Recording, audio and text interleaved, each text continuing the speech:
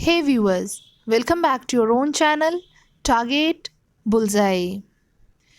आज के इस वीडियो में हम लोग डिस्कस करने वाले हैं कोफॉर्ज कंपनी के ऊपर। तो ये कंपनी आपके leading global IT solution provider है, या आप कह सकते हैं ऑर्गेनाइजेशन है जो कि अपने क्लाइंट को हेल्प करते हैं ट्रांसफॉर्म करने में। जो भी इनके बिजनेस हैं वर्ल्ड क्लास बिजनेस, उन सभी को थ्रू डोमेन एक्सपर्टीज़ और थ्रू जो भी इमर्जिंग टेक्नोलॉजीज़ हैं उनके बेसिस पे उनको हेल्पफुल या आप कह सकते हैं हेल्प करते हैं। इस कंपनी के पास अराउंड 21,000 टेक्नोलॉजी और साथ ही साथ इनके प्रोसेस कंसल्टेंट के अलावे engineer design consult operate and modernise system available है अक्रॉस द वर्ल्ड। इनके और भी हम लोग अगर बिजनेस सर्विस की बात करें, जिसमें से निकल के आते हैं आपके AI, cloud and insight driven technology. साथ ही साथ ये इनके पास इंडस्ट्रीज एक्सपर्टीज़ है जो कि जैसा हमने डिस्कस किया कि ये अपने क्लाइंट को हेल्प करते हैं ट्रांसफॉर्म करने में उनके बिजनेस को, और अच्छा खासा एक ग्रोथ या फिर आप एक हाईली ग्रोथ इंटरप्राइज बनाने में मदद करते हैं। नेक्स्ट यहाँ पे अगर बात करें इस कंपनी के थोड़े और भी चीज़ों के ऊपर जो की फैक्ट्स निकल के आ रहे हैं, तो इनके पास 20,000 प्लस आपको एम्प्लॉयज़ नज़र आएंगे ग्लोबल बेसिस पे। वहीं अगर हम लोग बात करते हैं एनपीएस, वो भी बेस्ट इन द क्लास के ऊपर। तो जो आपके एनपीएस होते हैं वो होते हैं नेट प्रमोटर स्कोर। तो ये आपके 63 आपके इनके नंबर्स हैं। वहीं अगर बात करें 30 प्लस सेल्स ऑफिसेज अवेलेबल हैं, 250 प्लस क्लाइंट्स हैं एंड 2.5 थाउजेंड प्लस ऑन शोर इनके कंसल्टेंट्स हैं। अब यहाँ पे अगर बात करें तो ये आपके इंडस्ट्रीज़ और सर्विस की अगर बात करते हैं कि कौन कौन से इंडस्ट्रीज़ में ये अपने जो सर्विसेज हैं वो प्रोवाइड करते हैं, आप ये देख सकते हैं। Insurance, travel, transportation and hospitality, banking and financial services, health care and life science, public sector, high tech and manufacturing, और साथ ही साथ मीडिया एंड एंटरटेनमेंट में भी ये अपने सर्विसेज प्रोवाइड करते हैं। अब कौन कौन से सर्विसेज हैं जो कि हमने देखे थे कि इनके काफ़ी जो भी क्लाइंट रहे हैं उनको किस तरीके से उनके बिजनेस को ग्रो करने में या फिर उनके जो भी इमर्जिंग टेक्नोलॉजीज़ हैं उनमें वो कैसे हेल्प करते हैं कंपनी कौन कौन से सर्विसेज के थ्रू। तो ये है आपके digital services, AI, data and insights, digital process automation, cloud and infrastructure management service, cyber security, SAP services, advanced application engineering services and BPS, that is business process service. तो ये हो गए इनके इंडस्ट्रीज़ एंड ये हो गए इनके services. यहाँ पे अब बात करें कि एनालिस्ट की क्या राय निकल के आ रही है इस शेयर के ऊपर। 55% एनालिस्ट आपको बाइंग की रेटिंग दे रहे हैं, 27% होल्ड की एंड रिमेनिंग जो है 18% वो आपको सेल की रेटिंग दे रहे हैं। अब आपको क्या करना है, आपको खुद से भी करना है रिसर्च और एनालिसिस। साथ ही साथ अगर आपके पास कोई फाइनेंशियल एडवाइज़र है तो आप उनसे भी चाहें तो कनेक्ट कर सकते हैं बिफोर इन्वेस्टिंग। नेक्स्ट यहाँ पे बात कर लेते हैं इस कंपनी के वैल्यूएशन के ऊपर। तो डिविडेंड यील्ड जो निकल के आ रहा है वो है 0.22%।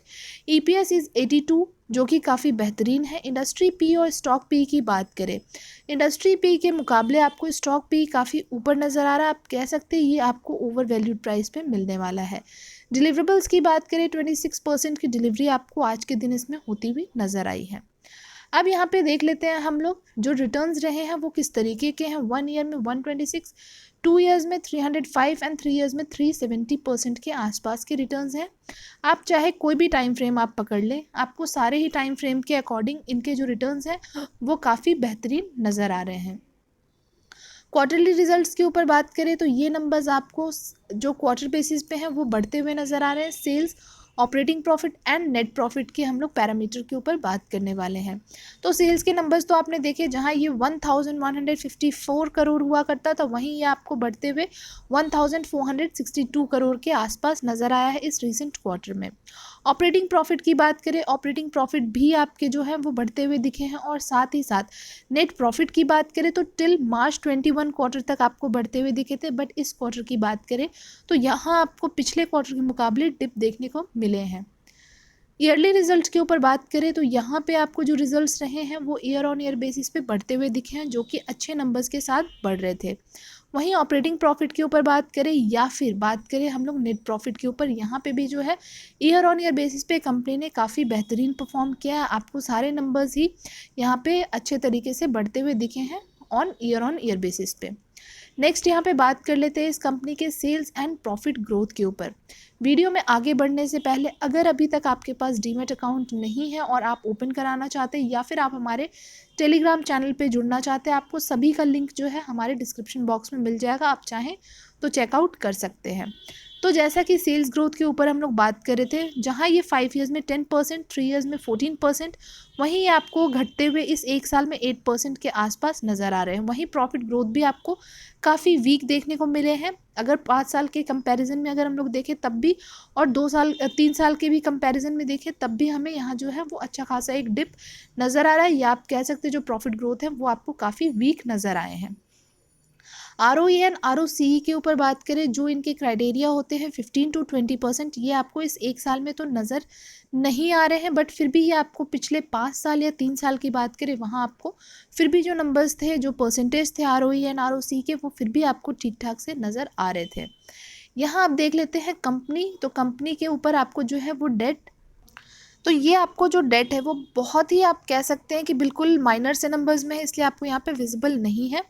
तो अगर हम लोग बात करें बहुत माइनर से नंबर तो क्या है वो, उसके बेसिस पे अगर बात करते हैं तो यहाँ आपके 1 करोड़ के आसपास इस कंपनी के ऊपर डेट नज़र आ रहे हैं। बाकी जो अवेलेबल कैश हैं उसके मुकाबले अगर देखें तो ये 402 करोड़ के लगभग इनके पास कैश अवेलेबल है।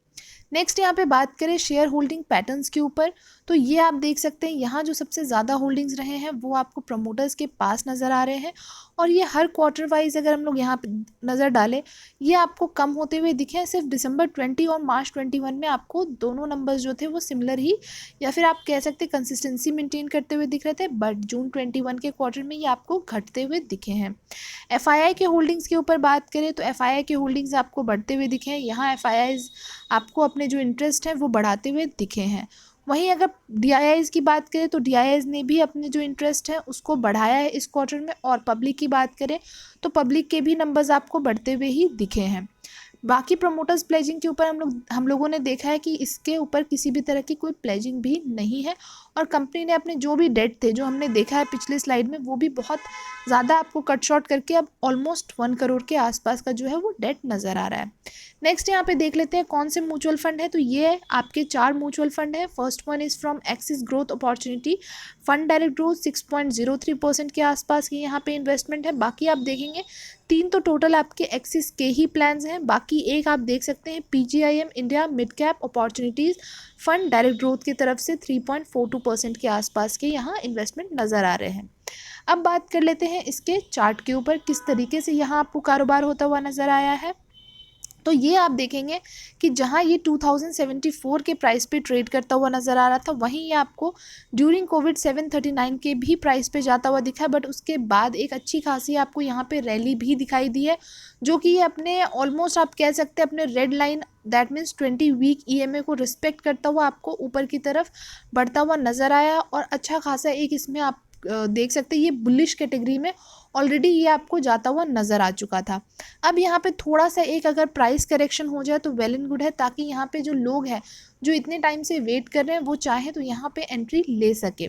अब बात कर लेते हैं 1 डे के टाइम फ्रेम पे, जहाँ पे हमें चीज़ें थोड़ी सी और बेहतर तरीके से समझ आएगी। 1 डे के टाइम फ्रेम पे अगर बात करते हैं तो जिस तरीके से यहाँ आपको फिर भी अपने रेड लाइन के ऊपर ही आपको सस्टेन करता हुआ दिख रहा है, तो इन केस अगर आपको कहीं कोई डिप में ये शेयर मिल जाए तो आपके लिए ज़्यादा बेहतरीन होगा, बिकॉज़ ये ऑलरेडी आपके काफ़ी ऊपर जाता हुआ नज़र आ चुका है, और काफ़ी टाइम से यहाँ पे प्राइस करेक्शन होना एक बार तो बनना है ही।